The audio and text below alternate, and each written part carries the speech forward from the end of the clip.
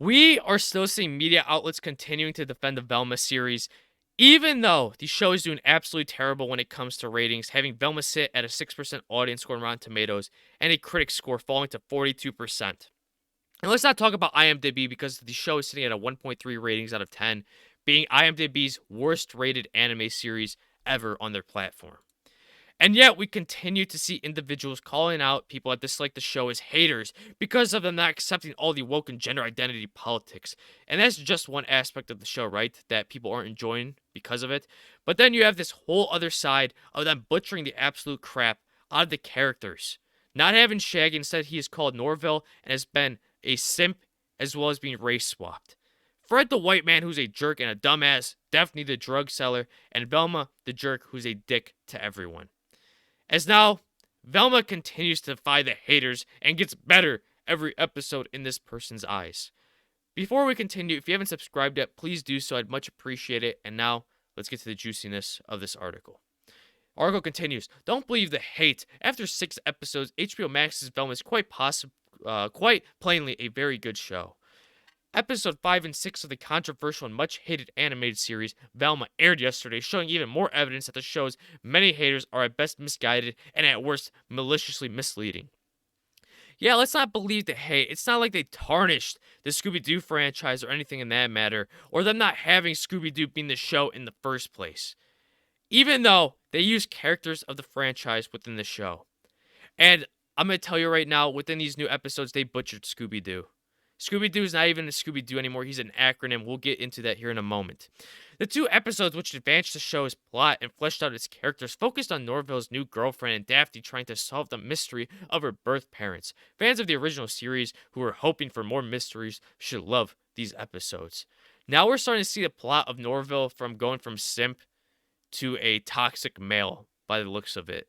I think that's what people are going to start calling him because he's clearly not able to get Velma, even though he wants her so bad, and that's going to cause him to look for different routes.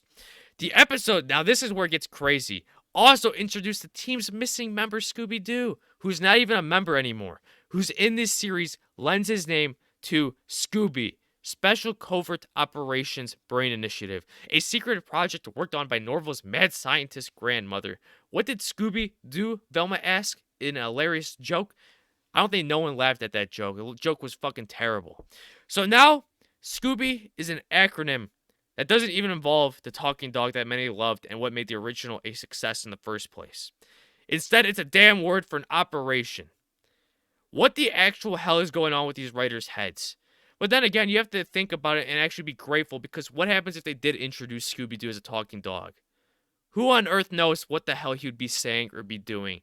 And the amount of potential of them being able to butcher that character. With all these secrets revealed in this episode, Velma is picking up steam and becoming one of the most fun and exciting weekly watches on TV. No one is excited or hyped to watch new episodes of the Velma series.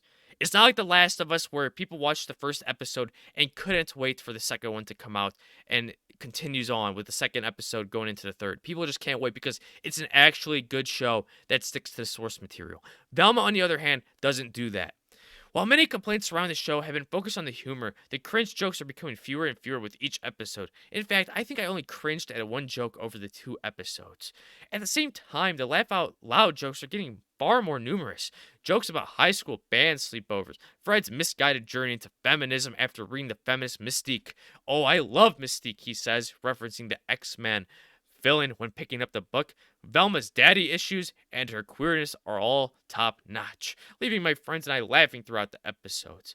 Just because you are laughing at it doesn't mean everyone else is laughing at it. And now we are seeing Fred being turned from this white man who is apparently a jerk and a dick and a stupid into a femboy. You can't make this shit up. As Velma continues to air, it's all coming together in increasingly fun and clever ways. The more I get to know these characters, the more I love them. Even Velma herself, who is objectively terrible, has earned some love, and both the animations and voice acting continue to shine, being one of the best in adult cartoons. The only good thing about this show is the animation. Animation is top notch, and it is being overshadowed by all of the hate that is being received. But that is what happens when you have terrible writers that are writing a series and don't stick to the source material and what made the original franchise be successful. I truly feel that I've entered bizarro land when I read negative takes and reviews for Velma. Over the last decade, we've seen dozens and dozens of truly terrible, bottom of the barrel adult animated shows, but this is not one of them. Yes, this is one of them, or else why would you be seeing all these negative takes and reviews in the first place? Are you delusional? I think this person. It is of no surprise that this person is being delusional. Just because she likes it doesn't mean every other person has to like this show. Some of the most popular adult animated series like The Big Mouth, Rick and Morty, Solar Opposites, and American Dad are all vastly more ugly and harder to watch than Velma. Oh my god. She's making fun of Rick and Morty, Solar Opposites, and American Dad, which I've seen all, and they're all great shows. It's just showing you this person's taste is god awful. Where Velma has fun and unique character designs and beautiful animation, those shows all look like they were scrapped from the bottom of the same pair of boots.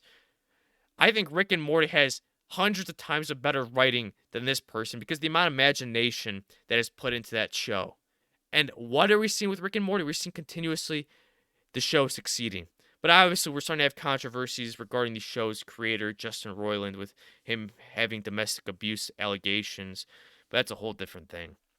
Every animated ripoff of the show like those, which can be argued are actually funny and well written, has a groan-worthy joke every other minute and zero jokes that actually make you laugh out loud, making them not just ugly to look at, but also terribly written and unfunny. The moral of the story of this article is that this person is absolutely dumb, and her takes are dumb. You even have her seen right here. Mindy Kaling, who serves as an executive producer and voices the main character, has been receiving so much of the hate for the series, despite the fact that she did not create it, design the characters, or write the episodes. No, but she's one of the main reasons why this show is greenlit in the first place.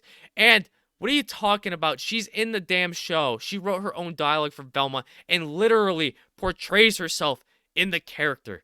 Continues to call herself a loser. And then you have people of Mindy Kaling's same ethnicity calling her out because of how bad she's butchering her own people. Anyways, I like to hear your guys' thoughts on this. I'm just glad this show is continuing to face backlash. And then these types of people don't understand it. And I can continue to show you the blatant false realities they continue to create for themselves. Anyways, I like to hear your guys' thoughts on this. If you guys enjoyed, please don't forget to subscribe, like, comment, share, and I'll catch you on the next one. Bye-bye.